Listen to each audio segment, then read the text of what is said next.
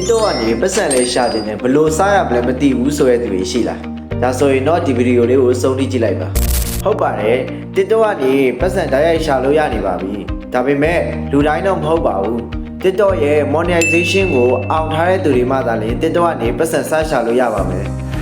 ပထမဆုံးချက်အနေနဲ့ကျွန်တော်တို့မှာအနည်းဆုံး follower 10k ရှိရပါမယ်ကျွန်တော်တို့ရဲ့ content ကိုအားပေးတဲ့ follower 10k ရှိမှသာလေ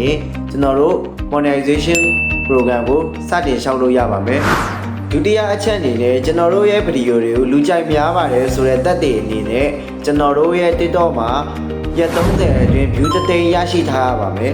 နောက်ဆုံးတစ်ချက်အနေနဲ့ကျွန်တော်တို့ TikTok အကောင့်ကနေငွေထုတ်ယူဖို့အတွက်အသက်16နှစ်ပြည့်ပြီးမှသာလေရပါမယ်ဒါပေမဲ့တခုတတိထားရမှာကကျွန်တော်တို့ရဲ့ region နေရာဒေသပါပဲကျွန်တော်တို့မြန်မာနိုင်ငံကလောလောဆယ် TikTok ရဲ့ monetization program မှာမပါဝင်သေးရကြောင်းကျွန်တော်တို့နိုင်ငံကဖောက်ထားတဲ့ TikTok အကောင့်ကနေကျွန်တော်တို့ပတ်စံရှာလို့မရပါဘူးကျွန်တော်တို့ TikTok အကောင့်က Thai region Japan region ဒါမှမဟုတ်နိုင်ငံခြား region တခုခုဖြစ်နေမှသာကျွန်တော်တို့ကပတ်စံရှာလို့ရပါမယ်နောက်ထပ်အရေးကြီးတဲ့တစ်ချက်ကတော့ကျွန်တော်တို့တင်မဲ့ဗီဒီယိုတွေကသူများရဲ့ဗီဒီယိုတွေမဖြစ်စေပဲ